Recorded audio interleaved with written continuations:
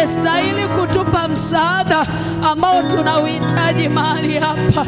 Baba, tumekukimbilia wewe, tumekuja kukutumainia wewe. Ile maana ya uwepo wako Bwana, ile maana ya uhalisia wako Bwana, acha ithibitike katikati yetu, maana ni wewe peke yako, ni wewe peke yako Mwokozi, wala hatuna Mungu mwingine. Mpaka wale ambao wanatufuatilia kupitia chombo hiki cha NY TV, Bwana Yesu, ninakuomba walioko nyumbani wanatufuatilia, Yesu usinyamaze, Baba usinyamaze, lisipungue hata neno moja. Rababababosanda yekora masekete ramayanda rababa. Wengine wanakaa makazini mwao, wanapopata ule muda wa kupumzika wanautumia kusikia mafundisho ya Bwana.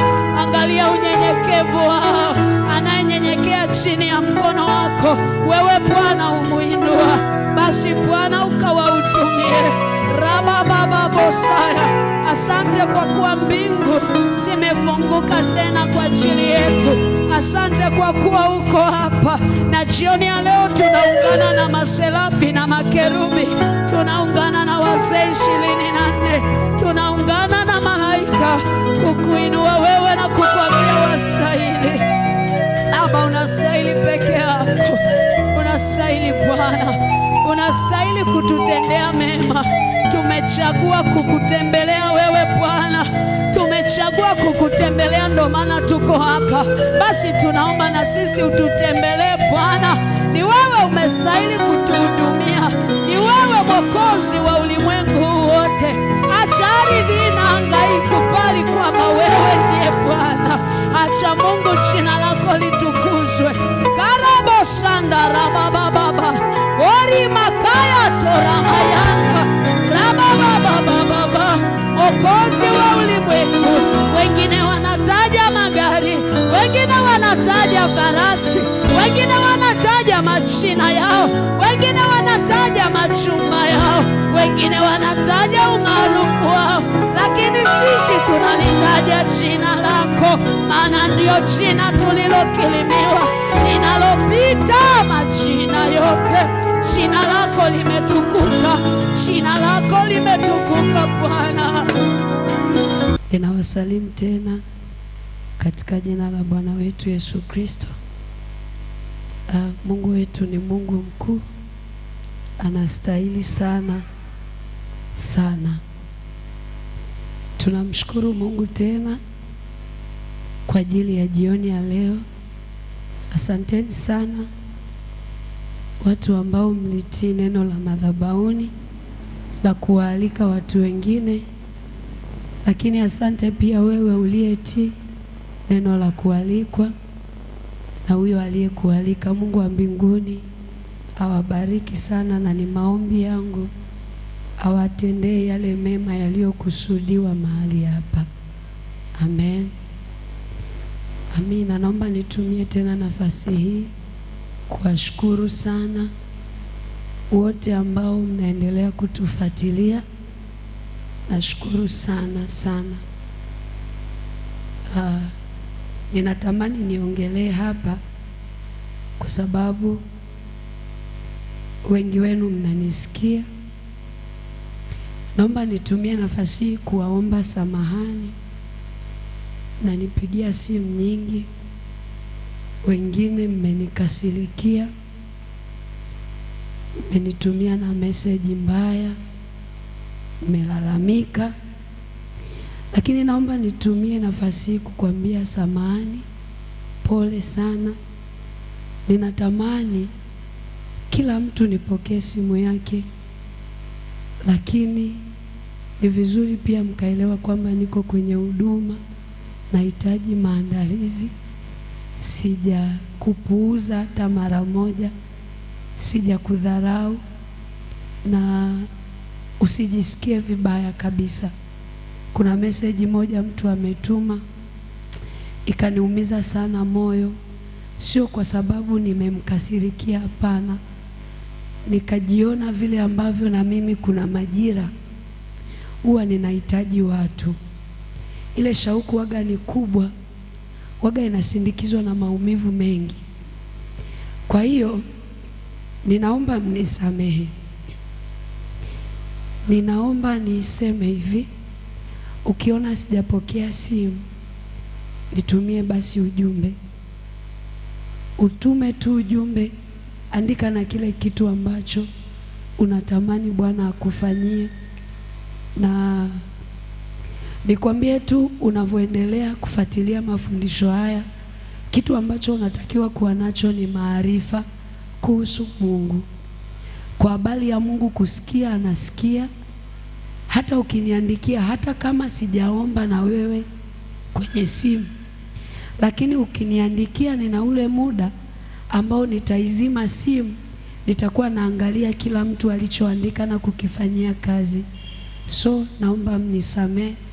Mwingine akasema au ndo kukataliwa kwenyewe? Hapana, Mungu hajawahi kumkataa mtu, na ndio maana amemtoa Yesu wa pekee kabisa ili kila mmoja afikiwe. Kwa hiyo ninaamini unaponisikiliza umenisamehe, na ninaamini tunaenda vizuri. Mungu awabariki sana. Mmekuwa watu wa baraka. Kwa kadiri mnavyopiga simu, ninaobahatika kupokea na kuongea, ninapata mzigo mkubwa zaidi na kutambua kwamba nina vitu vya kufanya zaidi. Bwana asifiwe. Jamani, haleluya.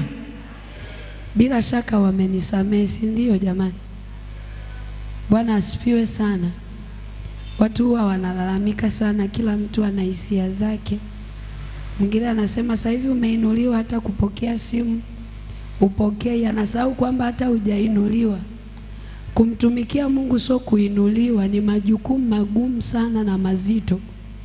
Nadhani unaweza ukaniona mwili nilionao, usiona uona. Bwana asifiwe. Yaani unayeniona mimi ndo nimezaliwa na kilo nyingi kwetu. Nimezaliwa na kilo 5. Unaelewa eh? Akati binti nilikuwa mnene sana. Lakini nimejaribu, kwa sababu huu mwili umekuwa, nikifika mahali, unaenda mahali watu wamekuja kupokea stand, wanakuona wewe ni huyo hapa. Yaani hawaelewi, wanakuvuka, wanamtafuta Christina yuko wapi. Unaelewa eh? Nimewahi tafutwa mahali mpaka nikajisikia vibaya yani. Watu wanatarajia watakuta ni mama mmoja hivi mwenye miraba 4. Sijui na Messi waga anafanyaje, sijui ndo Mungu ananifunika. Wengine wanasema mbona kwenye NYTV unaonekana mnene. Unaona eh? Lakini sasa kwa sababu ya heka hizo mwili hauwezi kutokea. Bwana asifiwe. Kuna mtu anakutumia message saa 8 usiku. Anakuambia mtumishi usinisahau na bado sijalala. Unaelewa? Kwa hiyo kuna wakati nilikuwa naongea na watu mpaka saa 11 alfajiri. Nikakuta mwili huu ambao ni kibebeo unachoka, siwezi tena hata kumsikia Mungu vizuri, maana nakuwa nimechoka. Kwa hiyo nikabadilisha utaratibu. Kwa hiyo naomba nisamehe wana wa Mungu. Jamani, amina. Jamani, haleluya. Ninaamini wamenisamehe, si ndio? Hata uliyeko hapa labda nipigia na wewe nikiwa Sumbawanga sijawahi pokea, unisamehe. Baba alivyoongea Katoro hapo ndo nikakumbuka nilipokuwa Sumbawanga kuna mama alinipigia.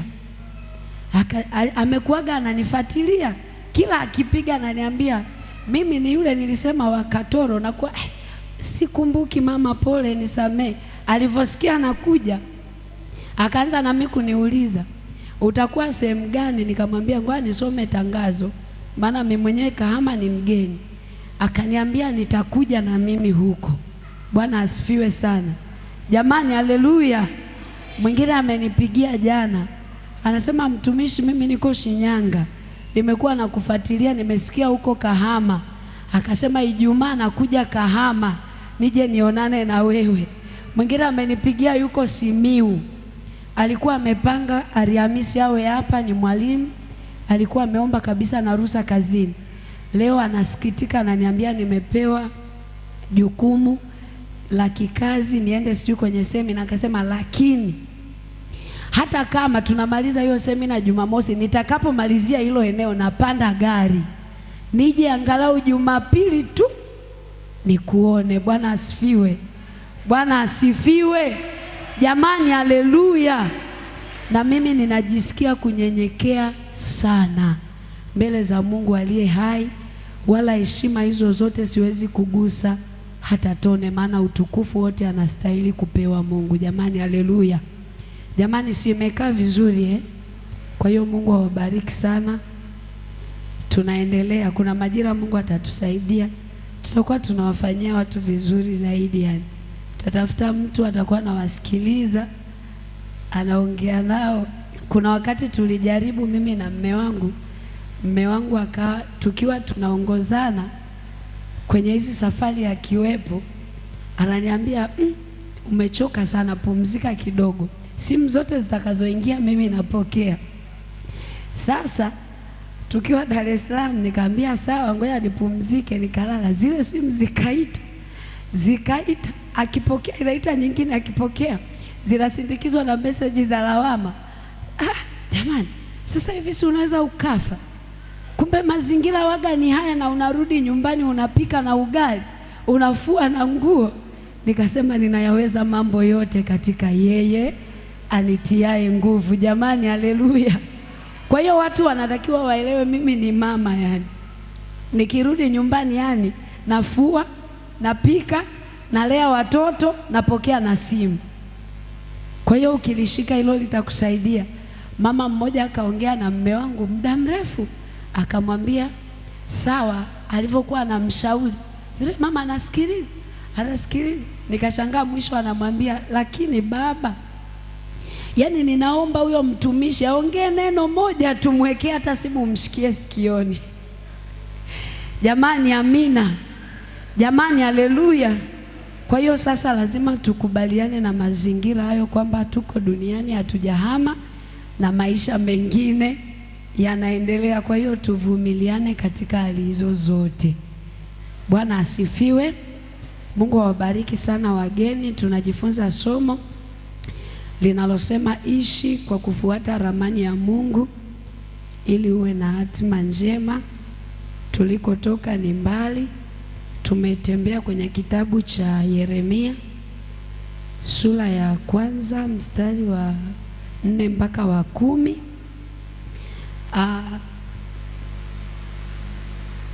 Ngoja niseme kidogo tu kwenye hicho kitabu cha Yeremia. Kwa wale ambao hamkuwepo, neno la Mungu lilimjia Yeremia.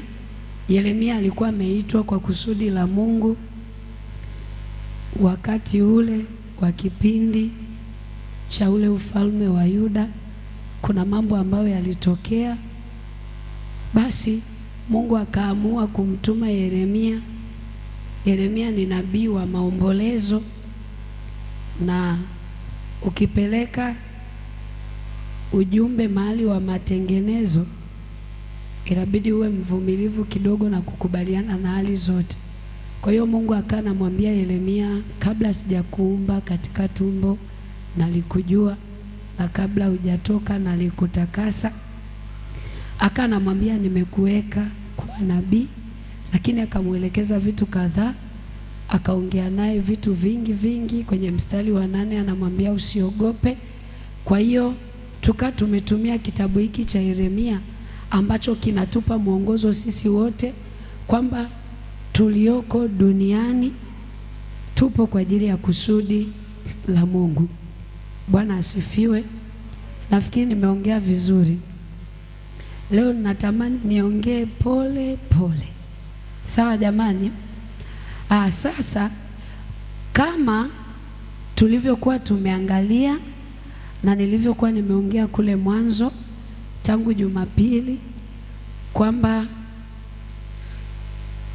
kichwa cha somo kinasema ishi kwa kuifuata ramani ya Mungu ili uwe na hatima njema. Nikaongea kwamba Mungu ndiye mwenye ramani ya maisha yetu, kutokana na vile ambavyo ametuumba, kutokana na vile ambavyo ametupendelea tuwepo duniani.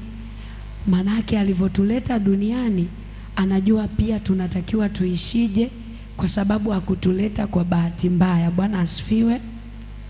Sasa nimeshaongea vitu vingi. Kwa hiyo kwamba kila mwanadamu aliyepo yupo kwa ajili ya kutimiza kusudi lililokusudiwa na Mungu kwa kuwepo kwake, sawa sawa na hicho kitabu cha Yeremia.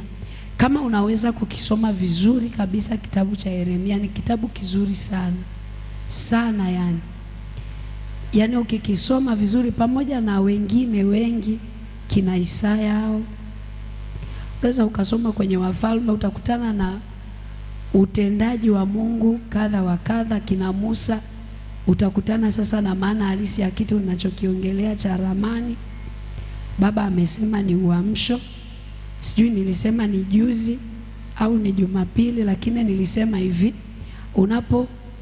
nilipokuwa na tafakari juu ya kuishi kwa kuifuata ramani, yaani ukikuta unaongelea uamsho, matengenezo, kufanywa upya, ujue kinachoongelewa sababu kubwa ni mtu mmoja alitoka kwenye ramani, anatakiwa kurudi kwenye ramani. Jamani, amina.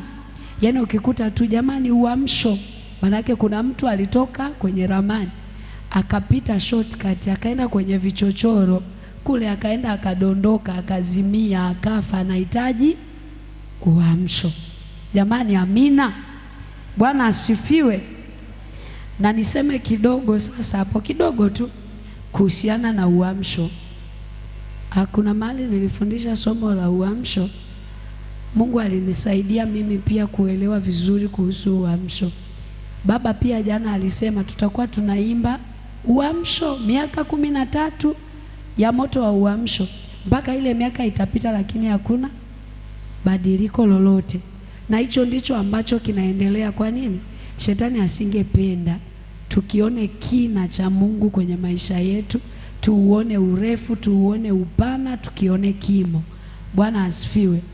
Kwa hiyo sasa tumezoea, na ndivyo wengi tumeshika, kwamba uamsho tukisoma na ile Matendo ya Mitume 1:8, watu wanajua uamsho ni nguvu tu. Watu wamekalili hapo, wakiongelea uamsho wanajua ni mambo ya nguvu, ni mambo ya miujiza, ni mambo ya ishara.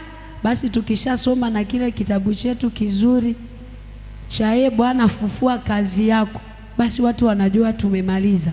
Sasa lazima kwa sisi ambao tunapata nafasi ya kufundisha, lazima tuwe na utafiti sana, kwamba kwa nini ni nyimbo zinaimbwa lakini kitu hakitokei. Kwa nini tunaongea uamsho alafu hautokei? Mimi nikajifunza kwamba uamsho sio matendo ya miujiza. Uamsho sio vile ambavyo tunaona watu wanauongelea na ndivyo tumekalili washirika wengi. Bwana asifiwe. Nikajifunza kwamba uamsho ni Kristo aumbike ndani yako. Huo ndo uamsho. Yesu akiumbika ndani yako, matendo na ishara za miujiza kitakuwa sio kitu cha kutafuta. Kwa hiyo miujiza ni matokeo ya uamsho na sio uamsho. Bwana asifiwe. Jamani, haleluya. Kwa sababu hata wale watu wa Matendo ya Mitume, wale wanafunzi walipoambiwa wasitoke, wasubiri. Sawa jamani? Kumbuka wale watu, Biblia inasema atawajilia Roho Mtakatifu, akisha kuja watapata nguvu. Lakini wale watu Yesu alikuwa ameumbika tayari ndani yao. Miaka 3.5 wamekaa darasani. Yesu amekuwa wakwao, wamemuelewa. Kwa hiyo wakawa wanahitaji sasa uwezesho wa kufanya kazi ili ilete matokeo. Kwa hiyo kama tunataka sasa huo uamsho, tunataka matokeo fulani kwenye maisha yetu, lazima tutoke kwenye ramani ambayo tupo, tuhakikishe tumerudi kwenye ramani ya Mungu. Uko kwenye ramani ambayo imebeba mpango wa Mungu mkubwa kwenye maisha yetu. Tukiwa ndani ya ramani tutauona uamsho, manake tutakuwa hai. Bwana Yesu asifiwe. Bwana asifiwe. Kuna mtu umenielewa ninachokisema? Jamani, amina. Jamani, haleluya. Yaani kama unataka ufanye vitu vyenye matokeo, na ndo uamsho wenyewe. Kama unataka una huduma unatamani iwe na matokeo, una kazi ya kawaida tu, ni mwalimu, sijui ni mhasibu, umeajiriwa, lakini ni mfanyabiashara, chochote unachokifanya, kumbuka kila kitu unachokifanya upo kwa ajili ya mpango wa nani? Wa Mungu. Lazima Yesu aumbike ndani yako, kwa maana ya wewe kutembea kwenye ramani, ili upewe maelekezo yatakayosababisha matokeo chanya. Bwana asifiwe. Sasa naomba nirudi nilikokuwa ninaelekea, kama tulivyojifunza kutokana na kitabu cha Yeremia kwamba tunatakiwa kuishi kwa kuifuata ramani ili tuwe na hatima njema. Nilisema hatima njema sio kufa peke yake, lakini tuna maeneo ambayo tunafanya vitu. Unaweza ukaanzisha jambo, unatamani lifike mahali, likimalizika uanzishe jambo jingine. Hiyo ndo niliyokuwa naongelea, hatima ya kitu cha hapa duniani, lakini na kule mbinguni ambako tunaenda.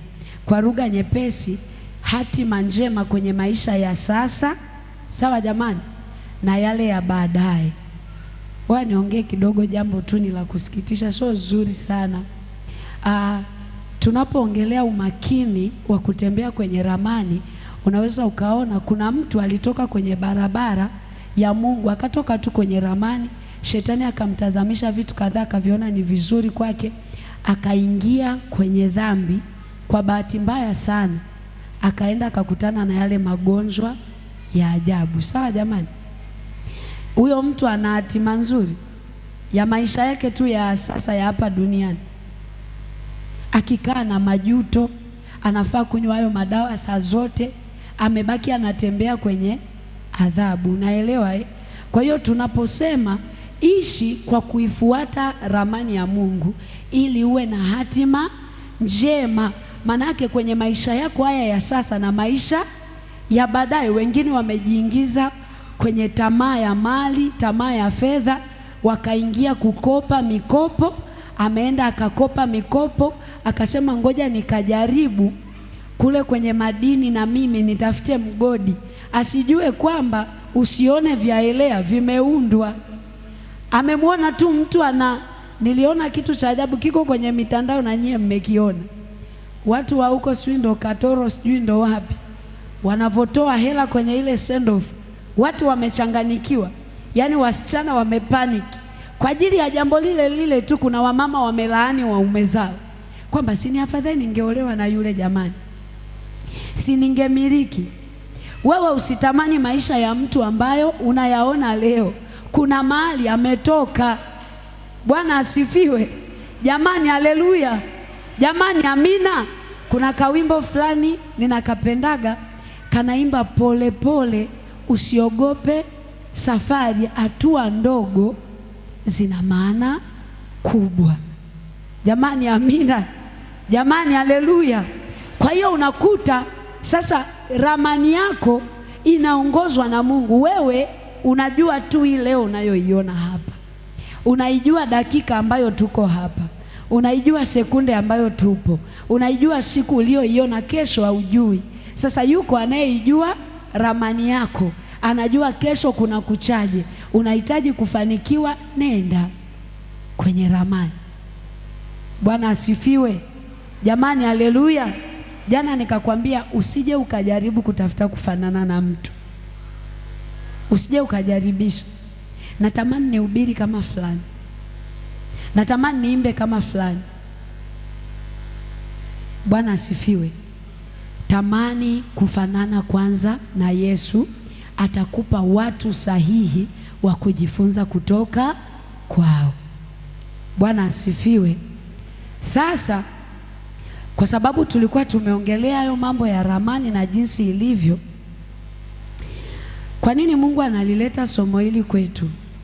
Tunafahamu kabisa kwamba kusudi la Mungu kwenye maisha ya mwanadamu lilipoteza mwelekeo mwanadamu alipoacha kumtii Mungu, akakatisha kwenye njia nyingine.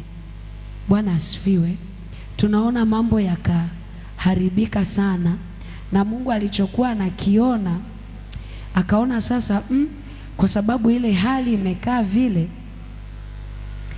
akaona afanye kitu ambacho kitatusaidia kutembea vizuri, akaweka utaratibu mwingi ambao tutaendelea kuangalia kwa kadiri tunavyoendelea. Na kwa nini Mungu analeta mafundisho mbalimbali? Kwa nini Mungu analeta maonyo mbalimbali? Kwa nini Mungu analeta mbinu mbalimbali kwenye maisha yetu, hasa sisi ambao ni Wakristo? Sababu kubwa ni ili lile kusudi lake kwetu kuwepo duniani litimie kwa ukamilifu wake. Bwana asifiwe sana. Yaani lile kusudi la Mungu la kukubali sisi tuwepo duniani litimie kwa ukamilifu wake. Ndio maana unaona jumbe nyingi watu sasa hivi, hata ukifuatilia kwenye mitandao, asilimia kubwa ya wachungaji wengi, walimu, watumishi wengi, utaona kila kitu wanachokiongelea kimebeba uamsho huo. Ataongea hivi lakini lengo ni nini? Uamsho. Ataongea hivi kwa namna yoyote ambayo Mungu atamtumia, kwa shuhuda, kwa mafunuo mbalimbali, lakini kusudi kubwa la Mungu ni kumwamsha mtu mmoja aliyelala, aliyetoka kwenye nafasi yake akaingia mahali pengine. Bwana asifiwe sana. Bwana asifiwe jamani, haleluya. Na bahati mbaya sana, kinachotusumbua kanisa la leo, tumekuwa tunatafuta jumbe, yani tunataka kuhubiriwa sisi washirika. Sawa jamani, na mimi ni mshirika pia, kwa hiyo sisi washirika tunataka kuhubiriwa jumbe ambazo hata kama wakizihubiri kwetu hazitaleta matokeo, maana mfumo umetutema, umetukataa. Tunataka kuambiwa vumilia, usikate tamaa. Wanakusema vibaya, vumilia. Lakini tunasahau kuna kanuni za kumwambia mtu vumilia. Kwenye kitabu cha Mathayo, miongoni mwa maneno ya Yesu kwenye hotuba yake, sawa Yesu anasema, heri ninyi watakapowashutumu na kuwaudhi na kuwanenea kila neno baya kwa uongo kwa ajili. Sasa yani kuna mtu anataka aambiwe pole, usikate tamaa, vumilia. Unateseka kwa ajili ya nini? Unateseka kwa ajili ya nani? Lile neno litaleta maana wakati uko kwenye njia ama ramani ya Mungu unaifuata. Sasa kwa sababu ramani nilikwambia ina kona nyingi, ina kona kali, ina milima, ina mabonde, ina mabahari, ina mamito, ina maziwa, lile neno litakuwa na maana kama unateseka kwa ajili ya Kristo ama unatengenezwa kuwa chombo cha baraka kitakacholeta matokeo yaliyokusudiwa. Ndio tukwambie vumilia, ng'ambo yako imekaribia, kwa sababu imebeba kusudi la Mungu. Bwana asifiwe. Na washirika hawapendi, yani huo ndio ukweli. Mwingine kaenda kahama barabara mwenyewe, alishachochola, yuko ng'ambo nyingine, hatulii kanisani, ni mtu ni ana mtu